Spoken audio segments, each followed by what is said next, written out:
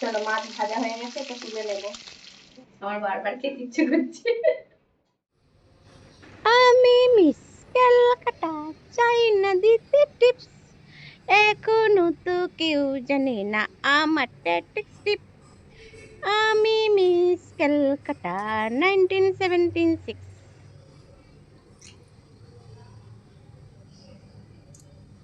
এই বছর এত বৃষ্টি সারাদিন বৃষ্টি হচ্ছে। ঠিক সাঁঝের বেলায় বৃষ্টিটা থেমে গেল।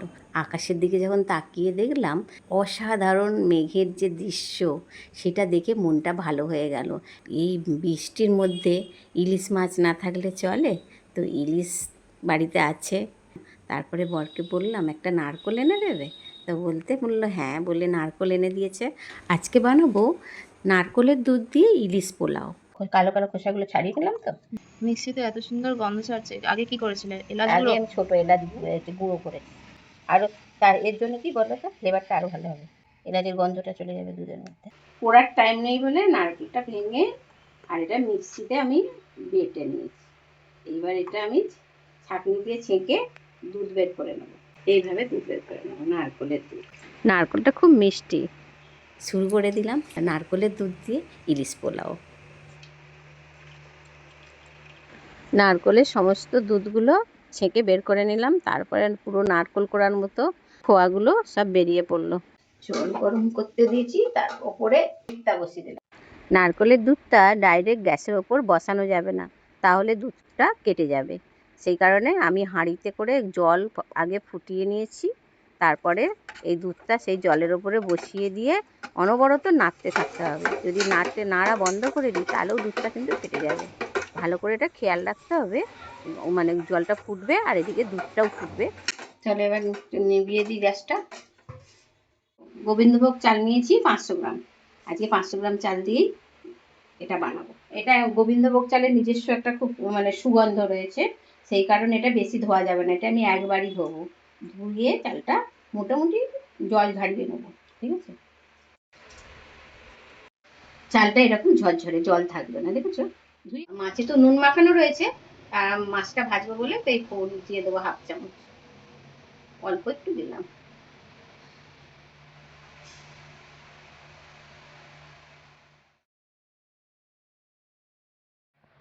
মাছ ভাজলে খুব গায়ের মধ্যে লাফিয়ে আসে, সেই জন্য একটু তেল দিয়ে দেবো। তেল দিয়ে দিলে আর এটা গায়ে ছিটকে আসবে না। মাছের গায়ে তেল মাখিয়ে দিলাম। কড়া গরম হয়ে গেছে, এবার হচ্ছে সর্ষের তেলে ইলিশ মাছটা ভাজবো। এইবার মাছটা তেল দিয়েছি বলে আর ঠিক থাকছে না। এক পিঠ ভাজা হয়ে গেছে, একটু উল্টে দেবো। ইলিশ মাছটা বেশি ভাজতে লাগবে না। মেয়ে আমার খিচুড়ির সাথে ইলিশ মাছ ভাজা ভীষণ ভালোবাসে, তো আমিও ভালোবাসি। আমার বর আবার গরম গরম ভাতের সাথে ইলিশ মাছ ভাজা, সর্ষে ইলিশ, ইলিশ ভাপা, ও আবার অনেক রকম খেতে ভালোবাসে। চলো, মাছ ভাজা হয়ে গেছে, তো তুলে নেবো।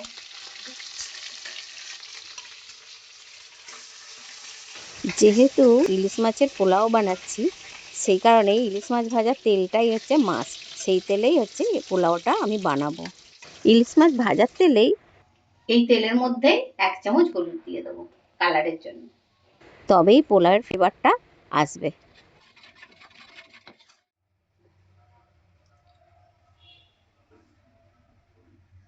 দেখো এই তেলের মধ্যে দেখো চাল কিরম শুকনো হয়ে গেছে, ঠিক আছে? ঝরঝরে চাল, এইরকম শুকনো চালের মধ্যে হচ্ছে আমি চালগুলো দিয়ে দেবো এই তেল, হলুদ দেওয়া তেলের ওপরে।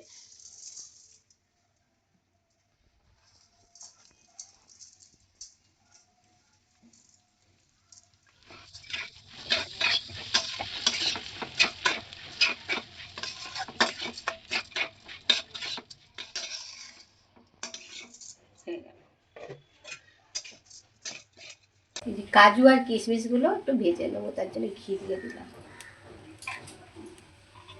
ফোড়নে দেবো, ফোড়নই ধরো এলাচ দেবো, লবঙ্গ, দারচিনি আর একটু গোলমরিচ দেবো, হচ্ছে কাজু আর কিশমিশ, আর এই যে কিশমিশ, এগুলো একটু ঘিয়ে ভেজে নেবো।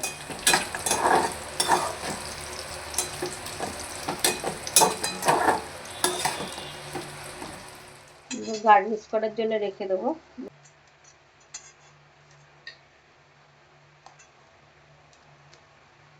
দিয়ে দেবো ঘি, কাজু, কিশমিশ সব একসাথে করে দিলাম।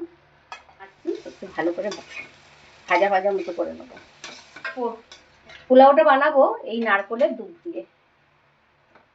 দুধটা দিতে দিতে ভালো করে নাড়তে হবে।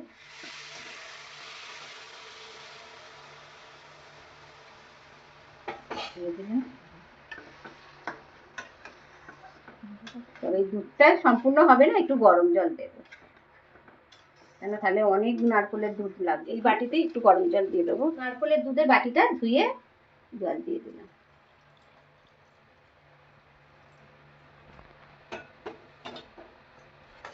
মানে 500 গ্রাম তো গোবিন্দভোগ চাল, তাতে তোমার হচ্ছে 6 কাপ মতো জল লাগবে।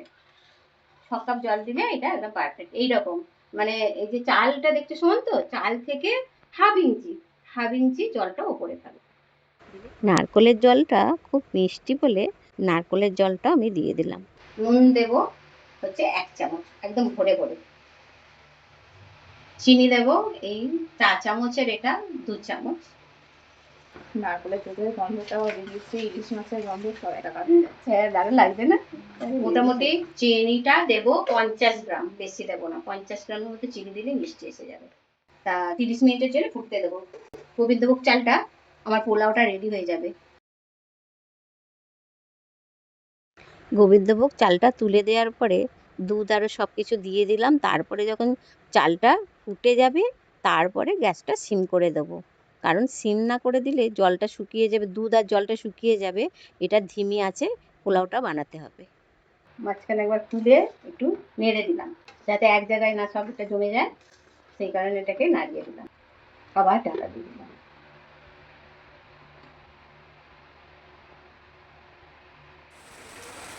এত মানে বৃষ্টি, 2026 সাল, ভারী বর্ষণ, মুষলধারে বৃষ্টি যে হচ্ছে তো হচ্ছে, আর ভালো লাগছে না। সবসময় বৃষ্টি কার ভালো লাগে বলুন? দেখো পাক্কা 30 মিনিটে গোবিন্দভোগ চাল তো খুব তাড়াতাড়ি হয়ে যায়। তো আমার হচ্ছে পোলাও রেডি। এইবার হচ্ছে দেওয়ার পালা। তুমি যে এইটা দেখছো, এটা যখন ঠান্ডা হয়ে যাবে তখন এটা ঝরঝরে যাবে। এখন যেহেতু নারকোলের দুধ আছে, তো সেই কারণে তুমি এইরকম একটু দেখছো, ঠিক আছে? যখন আমি ঢালবো, একটা বড় সাইজের পেঁয়াজ আমি আগেই বেরেস্তা করে রেখেছি। তো বেরেস্তা ছড়িয়ে দিলাম। এই পোলাওয়ের মধ্যে এই বেরেস্তাইটা ছিল একটা টুইস্ট। দেখো কাজু কিশমিশ দিয়ে গার্নিশ করে দিলাম। আগে তো দিয়েছিলাম কাজু কিশমিশ। ইলিশ পোলাও যখন করছি, ইলিশ মাছের তেল দিয়ে এটা করা হলো, তো এবার ইলিশ মাছটা সাজিয়ে দিই, তবে না ইলিশ পোলাও হবে।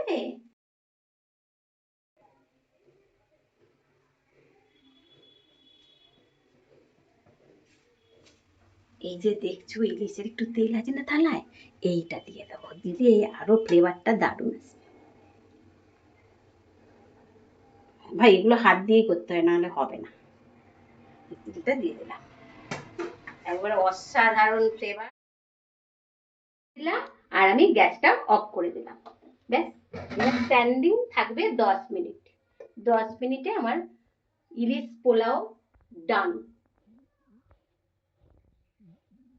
এই কড়াটায় রান্না করে এত শান্তি পাই, আমার ভীষণ ভালো লাগে। রান্নাটা খুব তরজলদি রান্না হয়ে যায়। এত মানে গ্যাসটা জ্বেলে দিলাম, খুব তাড়াতাড়ি গরম হয়ে যায়, আর সুন্দরভাবে রান্না হয়ে যায়, লেগেও যায় না। আমি যে এই কড়াটায় রান্না করছি, আজকে আমি ইলিশ পোলাও বানালাম, এই কড়াটায় আমি 8-10 বার আমার রান্না করা হয়ে গেছে। তারপরও কড়াটা দেখেছেন কিরকম কি সুন্দর। তো এই কড়াটা আমি নেব বলে আমি অনেক অনেক এতে দেখেছি, অনলাইনে দেখে দেখে দেখে তারপর আমি একটা পছন্দ করে এই কড়াইটা কিনেছি। তো এই কড়াইটা আমি একটু বড় সাইজের নিয়েছি। আপনারা যদি নেন আপনারা ছোট নিতে পারেন। আমার একটু বেশি বেশি রান্না হয় বলে আমি এটা বড় দেখে কড়াই নিয়েছি। তো এই যে কড়াইয়ের ঢাকনা আর এই কড়াইটার যে মানে ডিজাইন বলুন যাই বলুন এত সুন্দর। তো অনলাইনে আমি এটা অর্ডার করেছিলাম, তো আমার অনলাইনে এই জিনিসটা এসেছে। এটা 26 সেন্টিমিটারের আর 24 সেন্টিমিটারের, এর থেকে ছোট সাইজটাও আছে, সেটাও নিতে পারেন। ভীষণ ভালো কড়াইটা। তো যদি আপনারা নিতে চান, আমি ডেসক্রিপশন বক্সে দিয়ে দেবো, লিঙ্কটা দিয়ে দেবো। এবার ঢাকাটা খুলবো। 10 মিনিট হয়ে গেছে, এবার আমি ঢাকাটা খুলছি। কি গন্ধ আর কি বাবা, ও দারুণ হয়েছে না?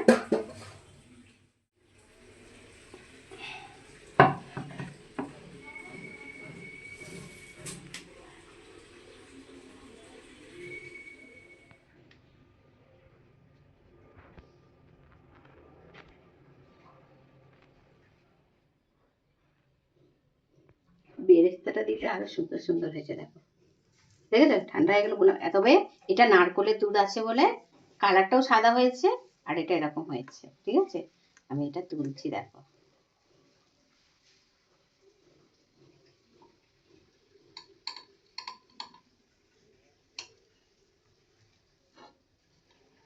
ঝরঝরে হয়ে যাবে এটা একটু।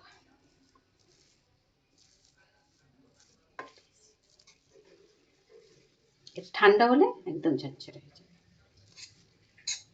মাছের গন্ধটা বেশি পাচ্ছি। হ্যাঁ, তা ইলিশ পোলাও মানে তুমি ইলিশের গন্ধটাই পাবে। দেখেছো? এটা যত কাটতে থাকবো তত এটা ঝরঝরে যাবে। এটা ঠান্ডা ঠিক ঝরঝরে যাবে, এটা বাষ্পটা বেরিয়ে যাবে।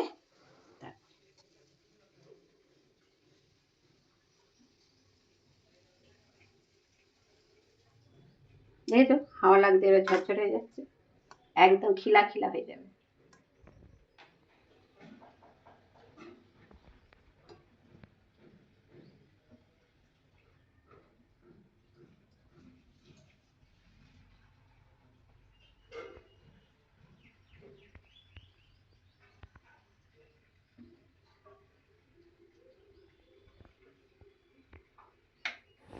ঝরঝরে যাবে।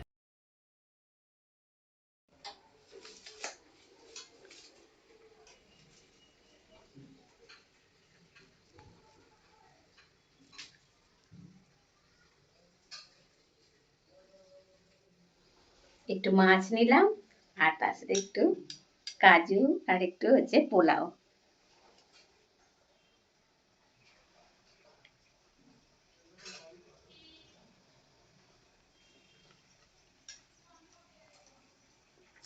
প্রথমে ভাবতে পারি না এত এত টেস্ট আর এত সুন্দর, যা মুখের মধ্যে সব মিলিয়ে যাচ্ছে। আর ইলিশ মাছের ফ্লেভার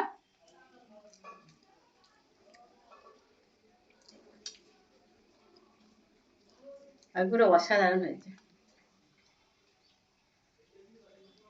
আর ওই পোলাওটার ভেতরে না ওই যে ইলিশ মাছের তেলটা দিয়ে মেখেছিলাম তো, একদম পুরো ইলিশ মাছের ফ্লেভার। নিরামিষ পোলাও না, আমিষ পোলাও। আমার এই রেসিপিটা আপনারা যদি ভালো লাগে, আপনারা একবার একবার হলেও অন্তত বানিয়ে খান।